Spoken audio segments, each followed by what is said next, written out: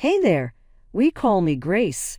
Though life throws some curveballs our way, I am simply your normal woman. I suppose I ought to start right now. Jack met me in high school. Quiet in class, he kept to himself most of the time. The first movement was made by me. Hey Jack, got a minute? One day following class, I asked him. That is the starting point for everything. We were the usual high school sweethearts, prom night, first kiss under the stars, all that kind of thing. From the moment I arrived, Mr. and Mrs. Dawson loved me. Grace, you're just the kind of girl we hoped Jack would find, Mrs. Dawson would say, like a member of their family. My little sister Lily was the only one not quite excited. Though we never truly got along, she is 4 years my junior. I recall seeing her staring at Jack with this unsure glance in her eyes. But I dismissed it, sisters, right? Jack and I tied the knot at 23. Just out of college, I began working as an economist. Jack hired himself as a security guard. Not much, but we were happy, or so I thought. After 1 year of marriage, Alex and Ben, our twins, were born. Initially, Jack was over the moon. He exclaimed, clutching them in the hospital, "We're a real family now, Grace." That delight, though, did not last. He occasionally not at all, but began arriving home late. "Where have you been? Try to keep your voice steady," I would ask. "Out," he would snap back, avoiding my eye.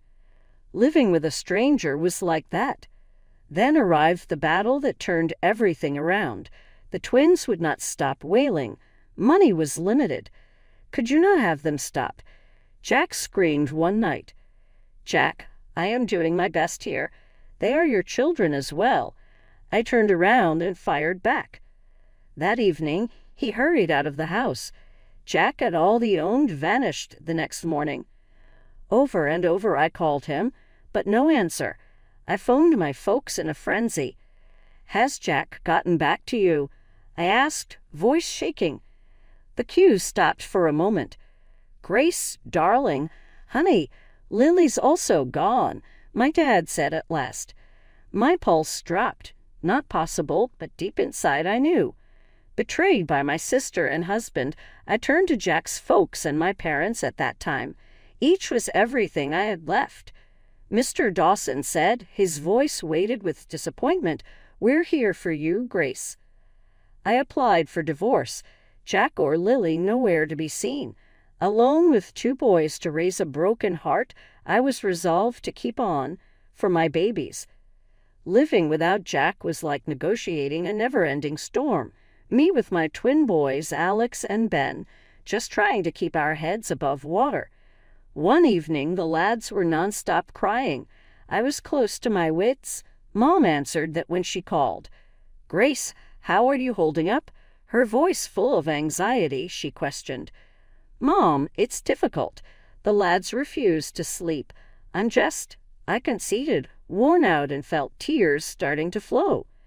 "Listen, honey, you are not by yourself in this. Okay, we are here for you," Mom said forcefully, not forgetting that. That was Mom, always the rock in our family.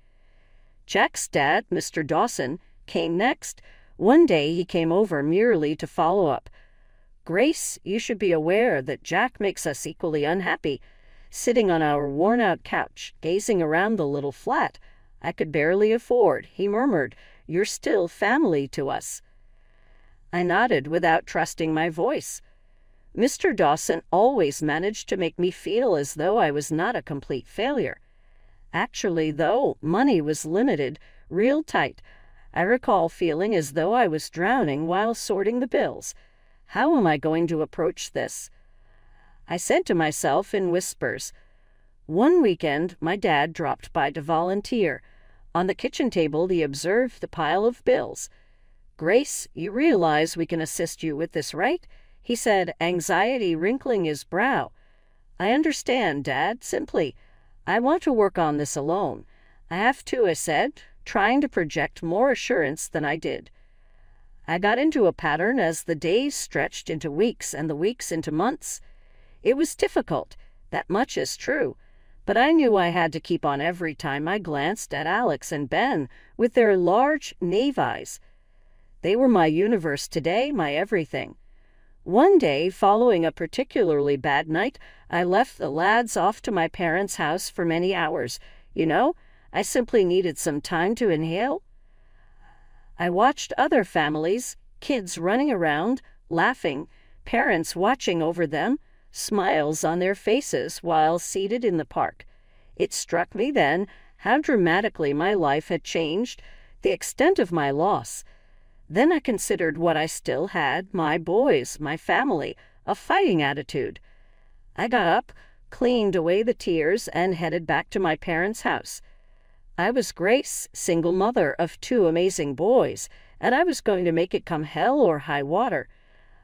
I was clinging on, trying not to fall off, as life was a roller coaster. Then one day, Jack's dad, Mr. Dawson, dropped over with an offer that might make all the difference. "Grace, I have been thinking," he said, appearing a little awkward in our small living room. "I have about $100,000 in savings. I should give it to the lads." For a moment I stood mute. "That's Mr. Dawson.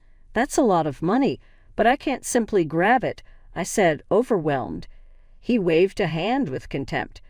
"For the future of my grandsons, Grace, not coupled with strings." Though an idea was developing in my head, his kindness was moving. "Mr. Dawson, suppose we started a business with that money, something that will provide every one of us a consistent salary." He squinted. "What type of business?" "A pastry shop," I said, the concept blossoming in my head. "Your wife is a truly outstanding baker. Think back on those cakes she created for the church bake sales." Mr. Dawson burst out laughing. "Yeah, she always had a knack for baking, but she's been out of that game for a long time." Feeling a flash of enthusiasm, I said, "Well, maybe it's time for her to get back in." Talking to Mrs. Dawson came next. The next day I walked over to their place. Sitting in her little kitchen, I said, "Anne, I have a proposal for you. Starting a pastry shop would make you what? George can oversee the front end.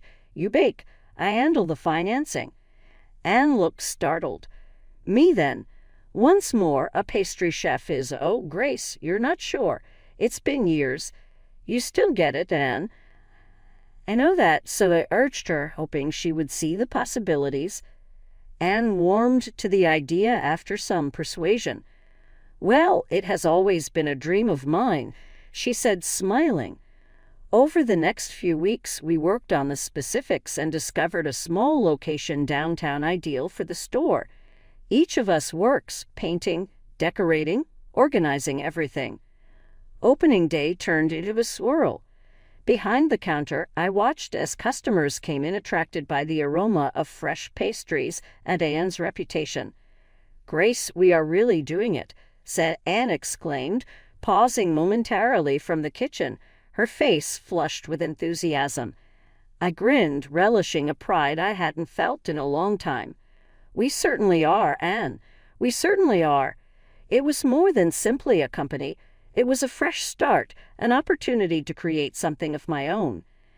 And I prepared for it. Sweet Beginnings, the pastry shop, was more than just a brand new endeavor. It came to be our planet. Though demanding, the early mornings, the nonstop baking, the hum of the oven, it was thrilling. In the kitchen, Anne was in her element. "Grace, I must have more sugar." Her voice muffled by the whirl of the mixer, she would shout out.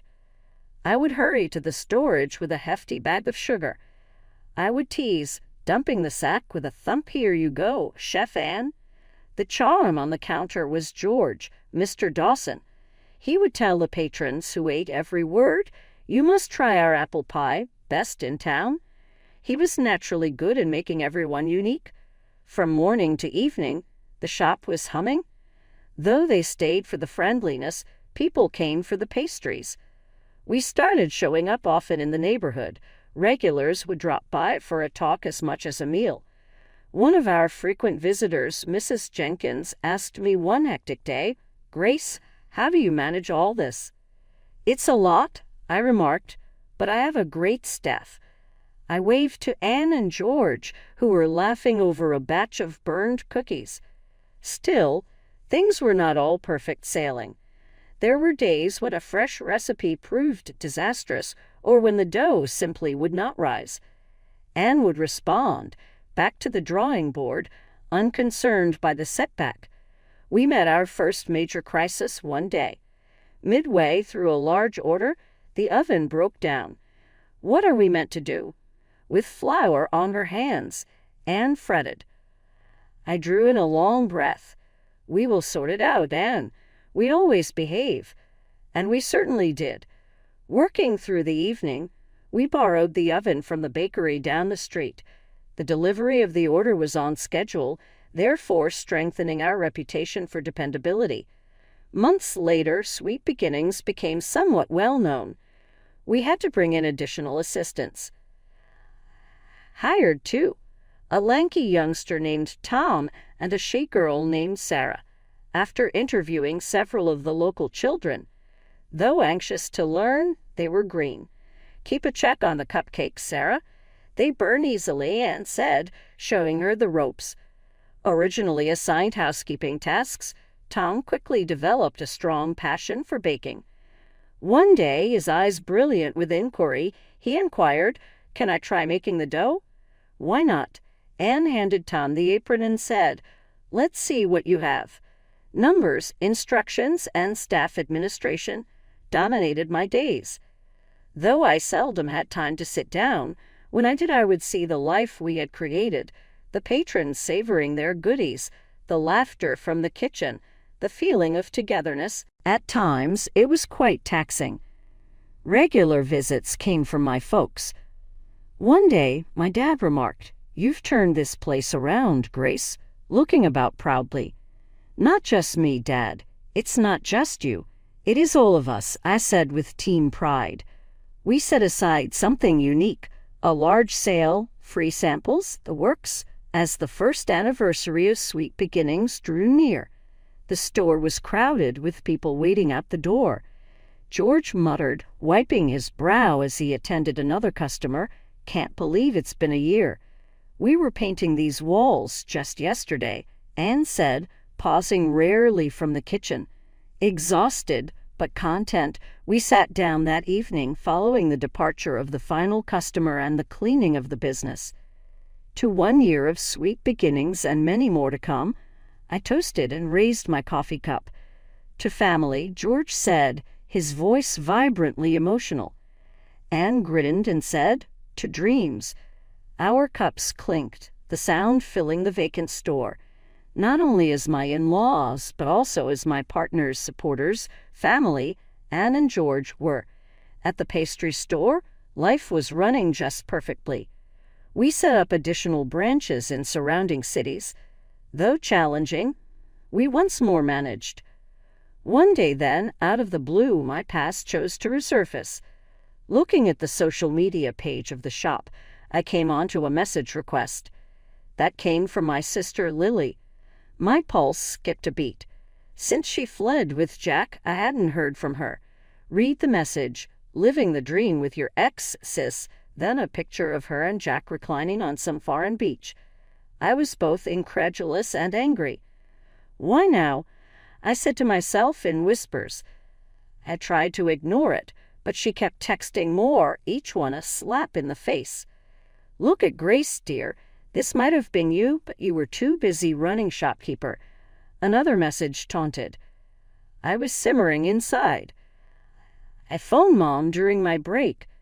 Trying to keep my voice steady, "You won't believe who's messaged me," I said. "Lily," Mom guessed with a tired voice. "What does she want right now?"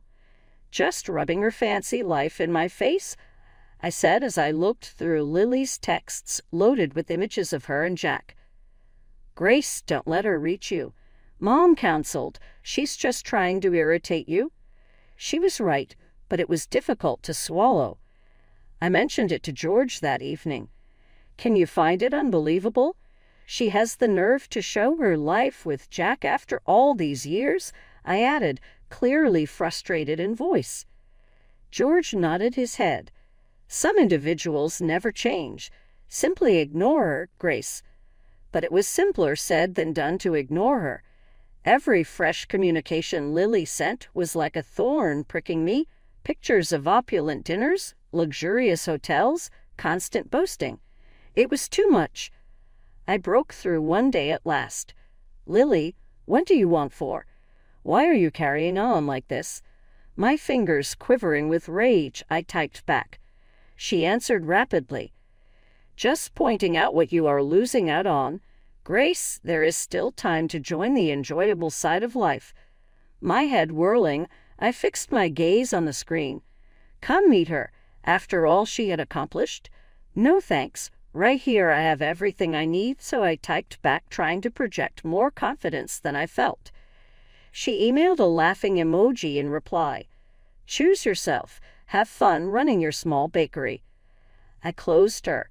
It seemed as though the only way to stop her poison from permeating my life. Still, her comments stayed in my head long after I blocked her. I looked about the shop, at the patrons savoring our delicacies, at my staff working nonstop, at the life I had created. Lily could maintain her apparently glitzy life. I took great pride in something authentic. Her comments, however, tasted bad. It was a sobering reminder that the past finds a way to come up with you no matter how far you go. Simply said, I hoped it wouldn't catch up anymore. Lily's message's sting of treachery stayed in my head. Though I knew I had to act, I was not sure what. At that point, George, my father-in-law, suggested a scheme that seemed nearly too audacious. I let the truth flow regarding Lily's messages as we sat in the rear of the pastry store. George listened, his expression tinged with both worry and resentment. His voice sharp. Grace, we cannot let them get away with this. We have to impart knowledge to them. Though wary, I found great interest. What do you have in mind? George had mischievous glows in his eyes. A bogus will. We lead children to believe they have a great inheritance. Though part of me was yearning some kind of retaliation, it was a brave idea. You consider it to be working? I inquired. I am quite clear of it. Greed can drive individuals to act stupidly, he said boldly. I inhaled deeply and sent Lily a well-written note. Learned about George's updated will. Looks like Jack and you might have an unexpected visit. Lily responded with quickness and consistency. What sort of surprise would this be? Ask me more. I participated, giving her just enough to keep her engaged. Not very clear. If you wish not to miss anything, you should return. Jack then made a call. Once so familiar, his voice sounded far off and chilly. Grace, what is this about a will? He asked succinctly. Hearing him after all these years set off a range of feelings, but I remained cool-headed. You heard correctly. George is weighing his choices, I remarked casually. Jack's curiosity grew. And then what about us? What are we expected to get? His voice had shockingly sharp, direct greed. Not one word on our sons, his own children. It all came down to what he might win.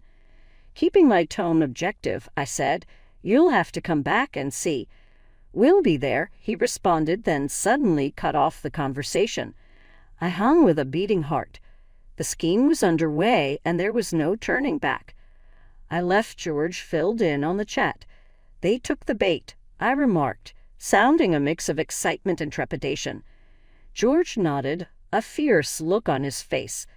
Let's see how far they are ready to go for greed. I couldn't get the worry away during the next 3 days. Should the scheme fail, what then? Suppose it made things worse. George, meanwhile, stayed cool under pressure. Grace trusts the strategy. He told me we are in control. Rumors abound in the shop as the day of their return drew near. Ignorant of Lily and Jack's actual motivations, our team speculated widely. Maybe they're returning for good, one of our staff members, Sarah said. Another worker, Tom said, or maybe they're here to cause more trouble. Though I attempted to concentrate on my work, my mind kept straying towards the approaching showdown. Lily was back in town, flaunting her extravagant way of life right in front of me. "See all I have purchased, Grace. Our life has been nice." She waved her fancy bag, gloating. Attempted to retain my cool. "Wonderful to hear it, Lily." She laughed. "Of course, you wouldn't grasp. You are only a basic accountant." Her comments cut like a razor. She knew not the whole truth, but I back off from answering. "Lily, I find great satisfaction with my existence. For me, that is plenty." She scoffed. "Grace, you were always really dull. Not surprisingly, Jack left you for me." Jack's father, George, intervened before I could answer. "Lily, that's plenty. Let us discuss the reason you are truly here." Jack, who had remained silent until lately, said now, "Indeed, on the will, we are entitled to our part, right?" George fixed each of them, a tough look on his face. "Actually, you should know about the confectionery company." Jack and Lily leaned in keen. George started, his voice firm. "The confectionery and its branches in other cities, they don't belong to me." Their eyes went wide in perplexity. "They belong to Grace," he went on. "Her is the actual owner. I simply listed as the head." Lily's once stiff face became startled. Jack's jaw stayed wide, unable to digest the information. "You are rich?" Jack stammered, his eyes flying between George and myself. I nodded. A wave of delight coursed over me. "She is indeed." Lily was mute. Her prior haughtiness vanished. "And there is more," George said. "I have decided to give my grandchildren, Grace's boys, all of my property." Lily then let out a scream. "What? You cannot treat us this. We need money to settle these horrible debts." Lily, "Shut down," Jack urged her. I nodded. "Jack, don't worry. I'm familiar with everything. Your apparent luxury is really loans, additional loans." The last punch arrived. Lily and Jack looked completely disheartened. Their hopes for a windfall collapsed. I stared at them, conflicted in sympathy and triumph. Coming back for money, they discovered their avarice had brought them nothing. Lily and Jack left the store looking shocked and defeated, and I could not help but feel both satisfaction and relief. George gave me a back pat. "You managed that rather well, Grace." I sighed and looked at the door they had just left, wishing it never had to come to this. George laughed and added, "Well, sometimes life throws you lemons, and you made the best lemonade out of it." One of our staff members, Sarah, approached us just then. "Is all good, Grace?" There was some disturbance. I turned to her and grinned. "Everything is good, Sarah. Just some ancient business at last finding equilibrium." She nodded, still looking a little worried, then returned to work. The remainder of the day passed blurringly. Though I was occupied with the shop, my mind kept returning to the meeting with Lily and Jack. It was over. Finally. My phone buzzed that evening as I was closing down. Lily's text was what I found here. "You hadn't seen the last of us," it said. Feeling a flash of wrath, I fixated on the screen, but I inhaled deeply, then typed back, "Go forward, Lily. I am." Blocked her number, feeling a sense of finality. It was time to let go of the past and turn ahead. Walking home, I considered my path from the pain and betrayal to creating a profitable company and speaking out for myself. Though I had come out stronger, it had not been simple. My lads, Alex and Ben, were playing in the living room when I got home. Their cheeks shining, they came up to me. "Mommy, you are home." Feeling a great sense of love and protection for them, I gave them close hugs. "Yes, and I'm not going anywhere," I said softly. I knew then, as I put them into bed, this was my real wealth, my family, my children, my fortitude. That evening I smiled as I headed to bed. I had conquered my most intense anxiety. I was no more Grace, the deceived wife, or Grace, the ordinary accountant. Grace here was the survivor, the fighter, the winner. and this was only starting point.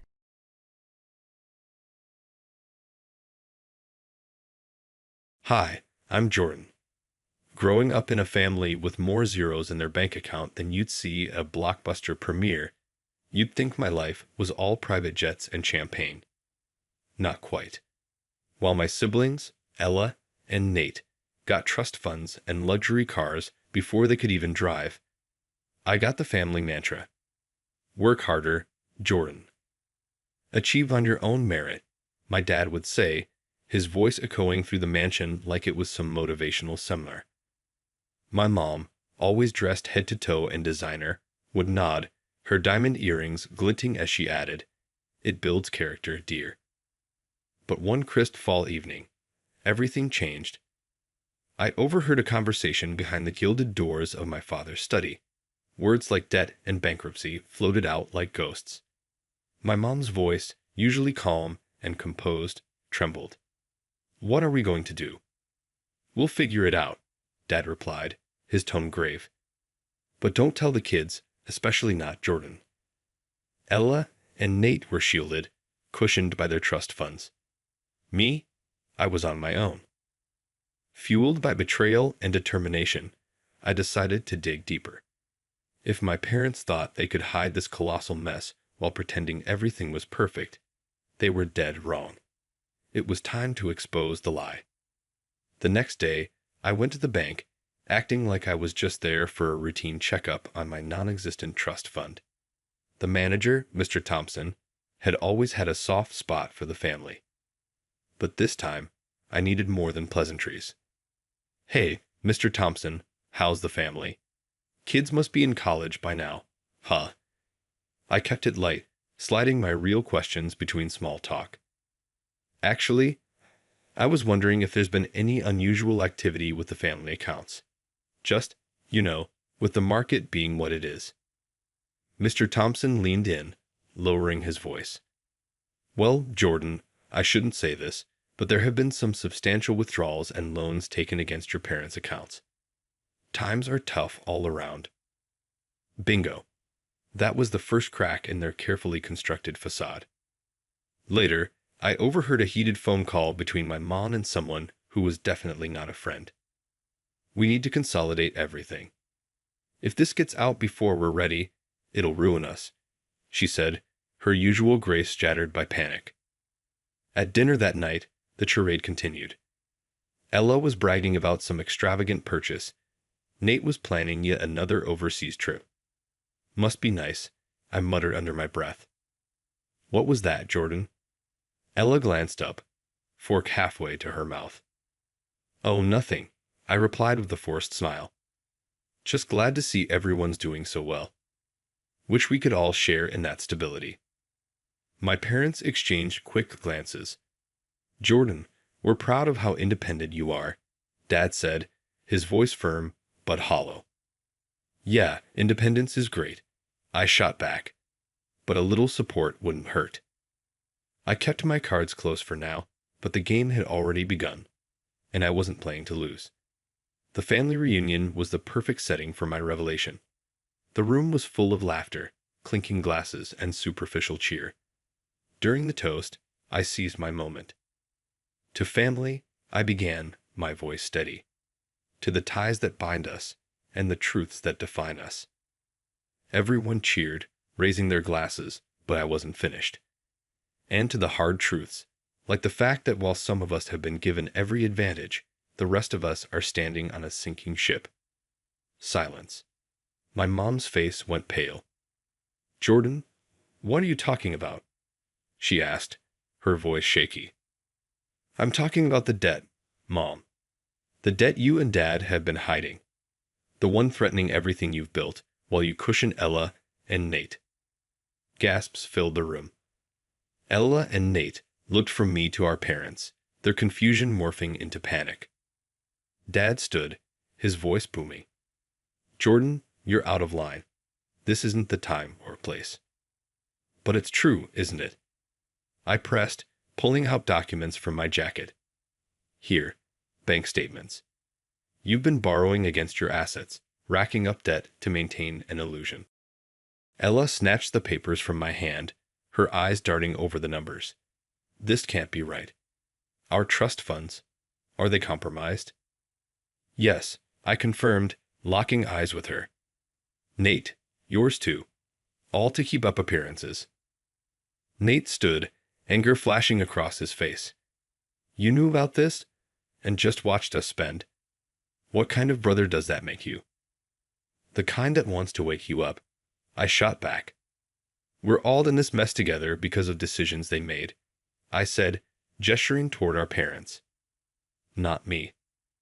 The confrontation spiraled as accusations flew. Mom and Dad scrambled to calm the storm, insisting on private discussions. But the damage was done. Trust, the foundation of our family, was now as hollow as the bank accounts they'd drained. As the evening descended into chaos, with siblings and parents at odds, I stepped back. The truth was out, the fantasy shattered, and the real family reunion had just begun. In the days that followed, the cold silence from my family was deafening. I was now the pariah, the whistleblower who dared to pull a mask off the facade we'd lived under for so long. I left the house and started fresh, leaning on a few supportive friends. One day, I got a text from Ella, the first contact since the fallout. You've destroyed this family. Don't expect any of us to forgive you for this. I stared at the message, the weight of my choices sinking in. After a moment, I replied, not expecting a breakthrough. I revealed the truth for all of us, Ella. Someday, I hope you'll see that. No response. With my family ties frayed, I focused on the one thing I still had control over, my own future. I poured my energy into building something genuine, something not built on deceit. That's when I launched my financial advisory blog. Managing money isn't just about having it. It's about making wise choices, I wrote in my first post. The response was overwhelming. People were hungry for honest advice, something I wished I'd had from my own family. As my blog gained traction, readers started reaching out. Thanks, Jordan, one message read. Your advice on debt management helped me get back on my feet. How did you learn so much about this? I replied, sharing bits of my story without revealing too much. Life taught me the hard way. Glad I could help. Another message from a woman named Melissa read, your posts about financial independence are inspiring. It's tough going it alone, isn't it? It is, Melissa, I wrote back. But it's worth it. Building something that's truly yours can never be taken away. Strangers I'd never met felt closer to me than my own family, and as the months went on, my blog became more than just a website. It became a community. People from all walks of life shared their financial struggles and triumphs, a stark contrast to the hollow success my family had paraded around for years. One evening, I hosted a webinar called Truth and Finances.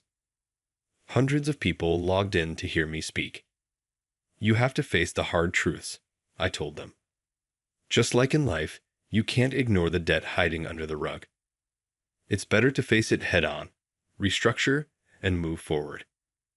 The applause from the virtual crowd was real, genuine validation and respect, the kind of recognition money could never buy. Despite the strain with my family, my efforts and honesty had paid off. Living apart from their wealth and influence, I hadn't just survived, I had thrived. As I closed my laptop that night, the loneliness felt a little less biting. The path I had chosen was mine alone, but it was paved with genuine connections and real achievements. What once felt like isolation had transformed into independence, a price I was willing to pay for a life of integrity. Months later, the news broke like a tidal wave across financial headlines.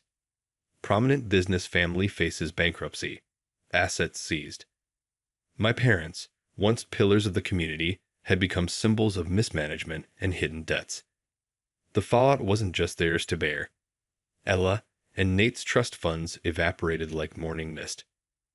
I read the articles over my morning coffee, the bitter taste mingling with a complex mix of vindication and sorrow. My phone buzzed incessantly. Notifications from blog readers flooded in. A comment from Jenna caught my eye. Jordan, saw the news about your family. How are you holding up? I typed my response. Thanks for the concern, Jenna. It's tough, but it reinforces everything I advocate for: transparency, responsibility, and stability in finances. As my blog grew, so did my reputation as a voice of reason amidst the chaos of financial crisis. Invitations to speak at conferences and guest on financial podcasts became the new norm. My message was simple: integrity over affluence. During one live podcast, the host asked, Jordan, how do you maintain trust with your audience in light of your family's issues? I believe in being upfront, I replied. My family's downfall due to hidden debts only strengthens my resolve to promote financial honesty and resilience. The community's support was overwhelming, propelling my blog to new heights. It became a trusted resource for people navigating their own financial turmoil. One evening, as I wrapped up another successful webinar, a message popped up from Nate, the last person I expected to hear from. Hey Jordan, can we talk? Curious and cautious, I called him. Nate, what's up? There was a pause, then a heavy breath. I owe you an apology, Jordan. You were right about everything. I was too caught up in the benefits to see the costs. I'm sorry for how things went down at the reunion. Hearing Nate admit his mistakes was a closure I hadn't expected. Thanks, Nate. It means a lot to hear you say that. It's been tough for all of us. Yeah, it has. Maybe you can help me start fixing my finances. I've got a lot to learn, and you seem to have figured some things out. I'd be glad to help, Nate. Let's get you on a path to recovery, one step at a time, I said, a smile breaking through the old resentments. As we ended the call, a sense of peace settled over me. While my family ties might never be what they once were, this small step with Nate hinted at a future where forgiveness wasn't just possible, but a foundation for rebuilding.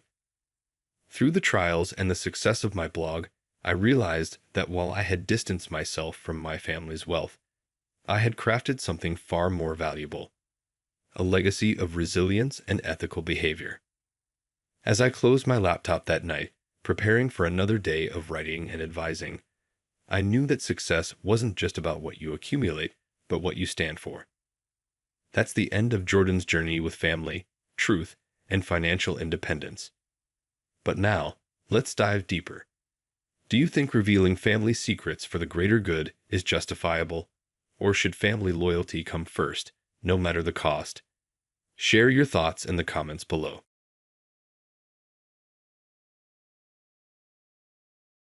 Hi, I'm John. After my difficult divorce at 30, raising my daughter, Emma, became my whole world. She was all I had, and in many ways, I was all she had too. The bond we shared grew strong as we faced life's challenges together, just the two of us. Dad, you don't have to give up dating forever, you know, Emma would tease, half joking but half serious too. I'd laugh, ruffle her hair, and say, what? Miss our Friday movie nights? Never. But deep down, I knew she was right. It had been years, and maybe it was time for a change. That's when Emily entered the picture. She was a breath of fresh air, another single parent navigating the ups and downs of raising a child. Her son, Jake, was about the same age as Emma, but they couldn't have been more different. Emma was focused and responsible.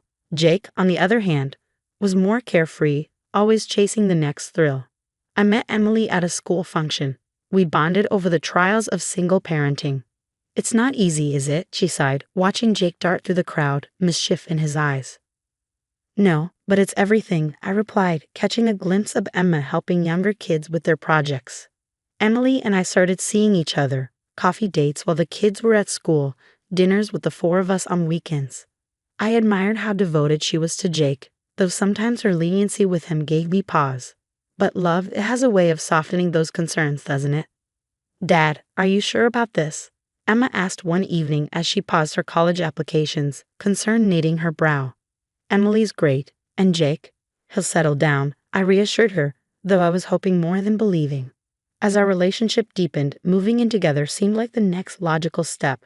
We became a blended family, trying to maintain who we were while becoming something new. But I had no idea the challenges that lay ahead.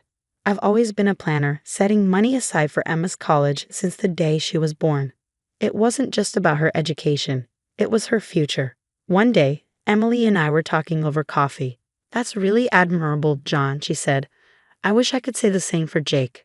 I just want him to be happy." "Of course, happiness is important, but so is structure," I replied, glancing out the window.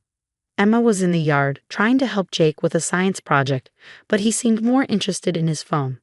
Emily sighed, a bit defensive. "He's had a tough time. I don't want to push him too hard, especially after his dad wasn't around. But don't you think giving him everything without earning it could teach the wrong lesson?" "Everyone has their own style of parenting, John," Emily said softly. "Maybe we can find a middle ground." But her tone suggested compromise wasn't on the horizon. Weeks passed, and our differences became more pronounced, especially as Jake's 16th birthday approached. He'd been hinting that he wanted a car. "Everyone at school has one," Emily argued one night as we looked over finances.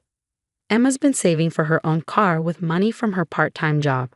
Maybe Jake could do something similar," I suggested, hoping to encourage a bit of responsibility. Emily's face hardened. "It's not the same. Jake needs this from us." One evening, as Emma and I were discussing her college plans, she brought it up. "Dad, are you sure Jake should be getting a car right now? What about the college fund?" "Don't worry, sweetheart. That money's safe. It's for your education." I had no idea of the storm brewing just ahead. The day of Jake's birthday party, everything changed. Amid the celebration, Emily revealed a brand new car for Jake, complete with a red bow. My heart sank as the realization hit me. The money I had painstakingly saved for Emma's future was gone, spent on a luxury Jake hadn't earned. "Emily, what have you done?" I whispered, the betrayal stinging. "It's just money, John. We can save again." "Jake needed this," she fired back, her words cutting deeper than I thought possible. I stood there, watching the pieces of our blended family fall apart. The foundation we had tried to build was crumbling, destroyed by indulgence and conflicting values. As the room bustled with the sound of laughter, I realized that some divides are simply too wide to cross. Emily beamed, gesturing toward the car. "Isn't it amazing? Jake loves it." My stomach churned. "Emily, how did we pay for this?" "The price tag." I couldn't finish the sentence. Her smile faltered. "I used some savings. It was the only way." "Savings? What savings, Emily?" She avoided my gaze, her voice barely a whisper. "The money for Emma's college." "John, I thought we could replenish it. Jake needed this now." The noise of the party faded as her words hit me like a punch to the gut. "You used Emma's college fund?" "The $30,000 I saved for her future." Emily reached for my arm, her eyes pleading. "She has time. We can save it again." "But Jake, he needed this boost." I pulled away, my heart heavy. He needed a car more than my daughter needed her future secured. "How could you make that decision without even talking to me?" Guests were starting to notice the tension. "John, not now." "We'll talk later," Emily whispered, her eyes darting around the room. "No," I said, my voice rising. "We'll talk now. This isn't about money, Emily. It's about trust. It's about the decisions we make that affect our kids' futures." Eyes turned toward us as the party atmosphere shifted. The confrontation was unavoidable now. Emily's face reddens, a mix of embarrassment and anger. "Maybe both. This isn't just your decision to make." "I trusted you, Emily. How do you plan to fix this?" My demand lingers heavily in the air between us. She's flustered, the mask of perfect composure slipping. "I don't know yet, but we'll figure something out, John. We always do. But not together. Not anymore." The words come out final, irrevocable. "I can't trust you, Emily. This is something I can't just overlook." Her eyes widen, hurt flashing across her face.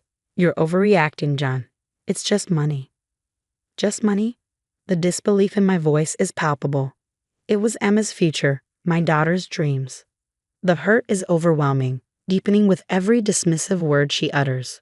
Around us, the party continues, a garish backdrop to the crumbling reality of our relationship. I feel like I can't breathe. I need air, space, time to think, away from this suffocating betrayal. I'm taking Emma home, I say coldly, my voice carrying a finality that brooks no argument. John, please. Emily's voice cracks, but I've already turned away. My decision is crystal clear. The drive home with Emma is heavy with silence. She senses the shift, her gaze worried. Dad, what's wrong? We'll talk at home, Pumpkin, I promise. My mind is a storm of anger, disappointment, and hurt. The trust I placed in Emily, in us, was misplaced. Now the path ahead is clear. Legal battles and protecting what matters most. Emma's future. No more blind trust. No more compromises. The fight to reclaim what was lost begins now. The days that follow blur into a relentless march of legal consultations and late nights filled with paperwork and planning. The moment I step into my lawyer's office, I am consumed by a singular goal: to secure Emma's future, which Emily put at risk with one selfish decision. It's a straightforward case of financial mismanagement, John, my lawyer assures me, her voice a steady beacon in the tumult of my emotions. We can prove that the funds were designated for Emma's education. As the legal wheels begin to turn, the strain of the impending court case weighs on every moment. Emily's attempts to reach out, her messages alternating between apologies and accusations, go unanswered. My focus is unwavering. Justice for Emma. The court date arrives. The room feels stark, the air thick with the weight of the decisions to be made. Emily sits across from me, looking worn, her eyes darting nervously. When she sees me, her shoulders slump slightly, perhaps realizing the finality of what's about to unfold. Mr. John, can you confirm that these funds were explicitly saved for your daughter's education? The judge asks, his voice cutting through the tense atmosphere. Yes, Your Honor. I reply, my voice steady. Every penny was meant for Emma's college. We've been planning her future since she was little. Emily's lawyer tries to paint it as a misunderstanding, an error in judgment from a mother trying to support her son. Your Honor, my client's intentions were not malicious, he argues. She only wanted to help both of their children equally. It wasn't her money to use, regardless of her intentions, my lawyer counters sharply, presenting bank statements, savings records, and the years of consistent contributions I had made for Emma's education. The judge listens, nodding slowly, his gaze shifting between us. He weighs the family's fractured bonds against the undeniable facts of the case. Finally, he speaks. Given the evidence presented, it's clear that Ms. Emily acted without Mr. John's consent. The funds were earmarked for Emma's education and must be replenished. The gavel falls, the sound echoing like a shot through my heart. But it's also the sound of a door swinging open to a future I can still protect for Emma. Outside the courtroom, relief washes over me, though it's mixed with an undeniable sense of loss. I watch Emily as she walks away, her shoulders hunched, burdened by the consequences of her choices. Dad, is it over? Emma's voice pulls me from my thoughts. She looks up at me, her eyes searching for reassurance in this sea of change. It's over, Pumpkin. We won. I wrap an arm around her, pulling her close. It's just us now, and I'm going to make sure nothing like this ever happens again. As we walk away, the legal victory feels hollow compared to the personal losses. The divorce proceedings will continue, another chapter of closure yet to be written. But for now, I focus on the relief in Emma's smile, the strength in her step beside me.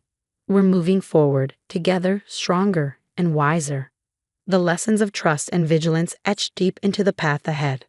The last remnants of the tumultuous months slowly come to an end as Emily, reluctantly, puts the car up for sale, the very car that started it all.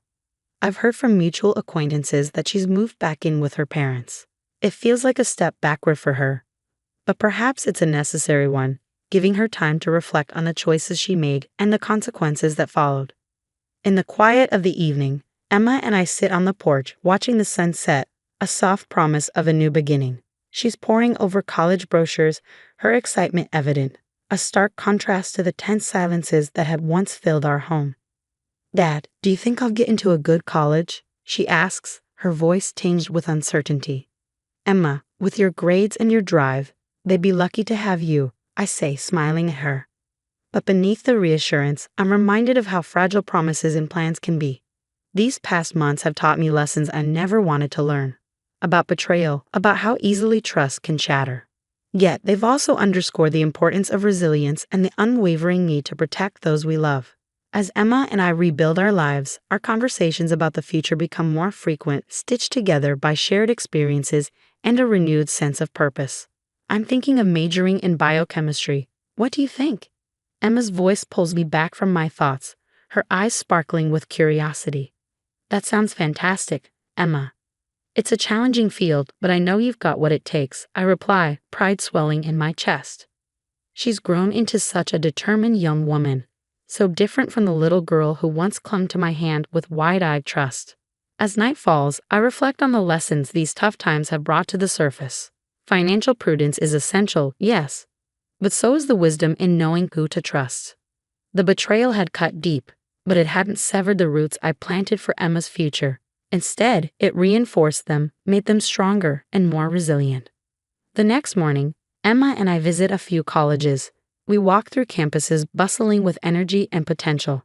Her laughter floats through the crisp autumn air, a sound that heals some of the pain lingering from the past. Dad, after all that's happened, how do you keep from being bitter?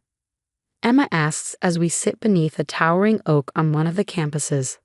I pause, choosing my words carefully. Life throws a lot at us, Emma. We can let it make us bitter, or we can learn from it and grow. I choose to grow, for you and for me. She nods, understanding far more than her years should allow. I want to be like that too, she says softly. As we pack up from our day of college tours, I realize that despite the challenges Emily's actions brought into our lives, the ordeal had taught us invaluable lessons. It wasn't just about recovering what was lost financially, it was about nurturing the trust and bonds that truly mattered. Looking ahead, the horizon feels filled with hope. Emma's future is bright, and the bond we've strengthened through adversity feels unbreakable. As we drive home, our conversation flows easily from college plans to the little things in life, a testament to our enduring connection. This journey, while painful, has prepared us for whatever comes next.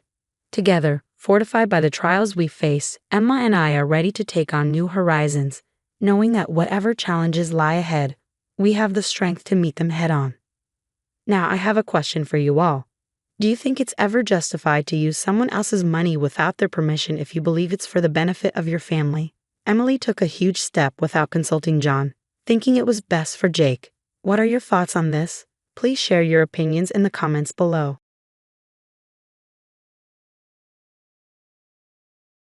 Hey everyone, I'm Noah Sanchez, an 18-year-old high school senior from East LA with a serious passion for coding. But right now, I'm standing in the middle of a rundown auto shop on the corner of Whittier Boulevard, paint peeling off the walls and the constant clanking of tools echoing in the air. That's Sanchez Auto Repair, my family's pride and joy for 3 generations. Well, it's mostly my dad's pride and joy. Noah, passing that wrench with you? Dad calls out from underneath a beat-up Chevy. I grab the tool, resisting the urge to check the MIT acceptance letter burning a hole in my backpack. Here you go, Dad. He slides out from under the car, grease smeared across his forehead. You're getting faster. Pretty soon, he'll be running this place like a pro. I force a smile, but inside I'm screaming.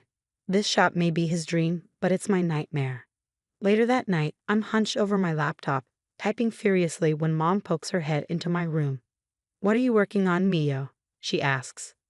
Just a little side project, I lie, minimizing the college application window. She sighs and sits on my bed. You know your father means well. He just wants security for you. I know, Mom, but what about what I want? She squeezes my shoulder.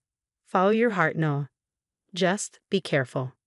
The next day at school, I can barely contain my excitement. Olivia, you won't believe this, I whisper shout, dragging my best friend to a quiet corner. Her eyes widen as I show her the acceptance letter. MIT. Noah, that's incredible. Sha. My dad can't know. He flip. Olivia frowns. You can't keep this a secret forever. What's your plan? I don't know. Apply for every scholarship under the sun and pray for a miracle. I'll help you research, she offers. We'll figure it out together. That evening, I'm elbow deep in an oil change when Dad starts in again. You're getting good at this, son. In a few years, you'll be ready to take over. I bite my tongue, focusing on the task at hand. The weight of my dreams feels heavier than any engine I've ever lifted. As I clean up, I overhear my parents talking in the office. Miguel, maybe we should consider other options for Noah, Mom says softly. What options? This shop is our legacy, Elena. It's all we have. But Noah is so bright. He could do anything. And end up like Roberto, chasing pipe dreams and leaving us high and dry. No, Noah stays here, where he belongs. I lean against the wall, heart pounding. Uncle Roberto, the black sheep who dared to dream beyond the shop. Is that my fate too? Later in my room, I stare at the MIT letter, torn between hope and despair. My phone buzzes, a text from Olivia. Don't give up. We've got this. I take a deep breath and square my shoulders. One way or another, I'm forging my own path. The family business might be my father's future, but it sure as hell isn't mine. The next morning, the smell of burning paper hits me like a punch to the gut. Rounding the corner of our small backyard, I freeze. There's Dad, standing over a metal trash can, tossing envelopes into the flames. What are you doing? I yell, rushing forward. Dad spins around, his face a mixture of anger and guilt. Noah, I can explain. I snatch a half-burned envelope from his hand, my heart sinking as I recognize the Harvard logo. These are my college acceptance letters. How could you? It's for your own good, son, Dad says, his jaw set. This family needs you here, not chasing some pipe dream across the country. Years of pent-up frustration explode out of me. For my good? You mean for your good? You're so scared of change, you'd rather burn my future than let me have a shot at something better. Better? Dad's voice rises. You think you're too good for honest work? For your family? That's not what I... Miguel, Noah, please.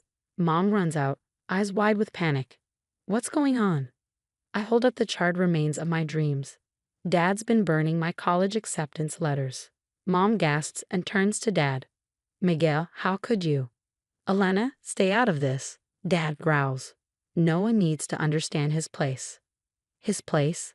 Mom's voice hardens in a way I've never heard before. Our son has a chance at an incredible future, and you're trying to clip his wings.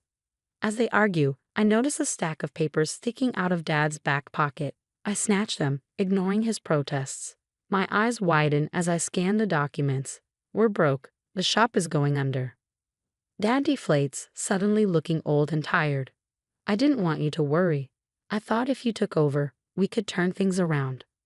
Silence falls between us, broken only by a new voice from behind. Well, looks like I showed up at just the right time.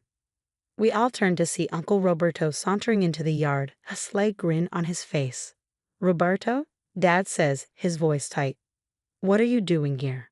Uncle Roberto spreads his arms wide. Can't a man visit his family? Besides, I heard you might need some help with the business. I watched Dad's face, seeing the conflict there. Whatever was going on, I knew it wasn't good. Later that night, I called Olivia, my voice trembling as I recounted everything. Noah, that's awful, she said. But we're not giving up. I've got an idea. The next day, Olivia showed up at the shop, laptop in hand. Good news, she whispered. I managed to recover digital copies of your acceptance letters and financial aid offers. They can burn the paper, but they can't erase the digital trail. Hope flickered inside me. Olivia, you're a genius. Don't thank me yet, she said, her eyes serious. We still need to figure out how you're going to get out of here. I glanced around the shop. Dad hunched over an engine, Uncle Roberto whispering something in the corner. The weight of family obligation pressed down on me, but my ambition burned even brighter. I'll work here for now, I said quietly, but I'm not giving up on my dreams. One way or another, I'm getting out. Olivia squeezed my hand. And I'll be right here, helping you every step of the way. The familiar scent of oil and metal filled my nostrils as I worked on a beat-up Camry. 2 weeks into my apprenticeship, I was already noticing things that didn't add up. Hey kid, a gruff voice called. I looked up to see Tony, the shop's veteran mechanic. Take a break. I want to show you something. We huddled by his workbench, away from prying ears. Listen, Tony whispered, I've worked here for 20 years, and something ain't right. Your uncle's got your old man twisted up in some shady business. My stomach dropped. What kind of shady? Tony's eyes darted around. Can't say for sure, but those cars coming in late at night, they ain't here for oil changes, if you catch my drift. I nodded, my mind racing. Later during my lunch break, I called Olivia. I've got those scholarship applications filled out, she said, just need your signature. You're a lifesaver, I breathed, but then lowered my voice. There's something else. I filled her in on Tony's suspicions. Olivia's voice turned serious. Noah, this is big. We need to be careful. That night, I overheard Dad and Uncle Roberto arguing in the office. This is too risky, Roberto, Dad hissed. If we get caught. Relax, Hermano, Uncle Roberto drawled. This is our ticket out of the red unless you want to lose everything. Dad's silence spoke volumes. The next day, I was knee-deep in an engine when Dad stormed over, my phone in his hand. What's this? He demanded, showing me a text from Olivia about the scholarship applications. My blood ran cold.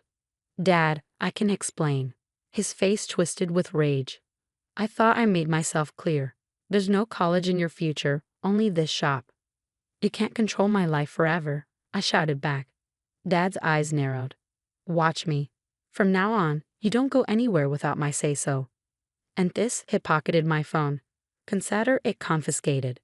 That night, I snuck out to meet Olivia at our favorite diner. Her eyes widened as I recounted everything. We need proof, she said, determination flashing in her eyes. If they're really running a car theft ring, we can't let them get away with it. Over the next week, Olivia and I turned into amateur detectives. We documented suspicious late-night deliveries, overheard shady conversations, and even managed to snag some incriminating paperwork from Uncle Roberto's private files. But our luck ran out. One night, as I was copying documents in the office, the door burst open. Dad stood there, his face twisted in fury. What do you think you're doing? He roared. What are you doing?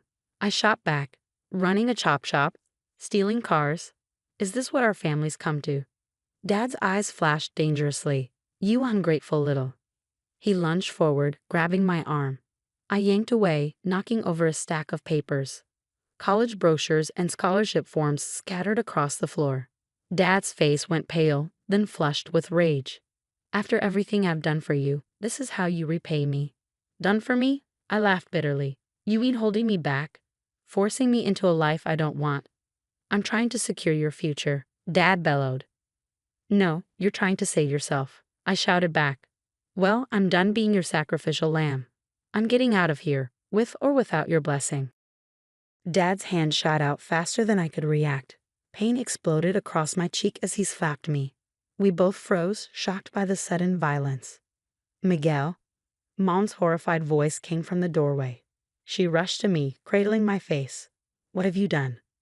Dad stared at his hand, then at me, a flicker of regret in his eyes. But it was too late. The damage was done. I straightened up, locking eyes with him. We're done, I said, my voice cold.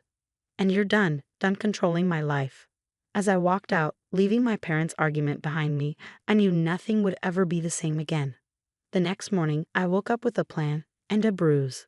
Olivia and Tony were waiting for me at our secret meeting spot behind the old warehouse. You okay, kid? Tony asked, eyeing my face. I nodded grimly. Let's do this. We marched into the police station, armed with all the evidence we gathered.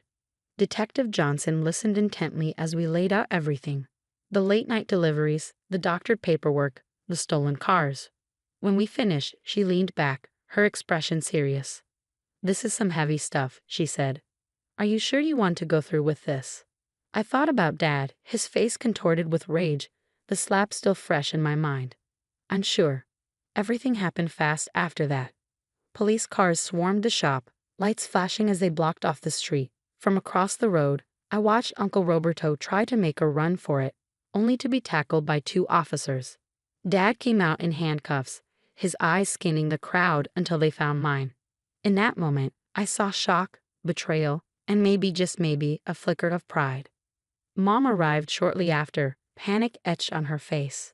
Noah, what's happening? I took a deep breath. Mom, there's something I need to tell you. We sat in a nearby cafe as I told her everything. The car theft ring, Dad's financial troubles, the violence. Mom's face crumpled as she absorbed it all. But then something changed. Her expression hardened with resolve. Enough, she said, standing up. It's time I stopped being a bystander in my own life. She marched across the street, straight to Dad as he was being led to the police car. Miguel, she said, her voice firm. We're done. I'm done letting you control this family. Dad's face fell. Elena, please. He began, but Mom had already turned away, walking back to me, her head held high. The next few weeks were a whirlwind. The shop was closed, yellow police tape stretched across the doors. Dad and Uncle Roberto faced serious charges, not just for the car theft ring, but for years of tax evasion as well. I used the evidence of Dad's actions to petition for independence on my college applications. Surprisingly, the financial aid offices were understanding. 3 years later, I'm strolling across the campus of MIT, the crisp fall leaves crunching beneath my feet.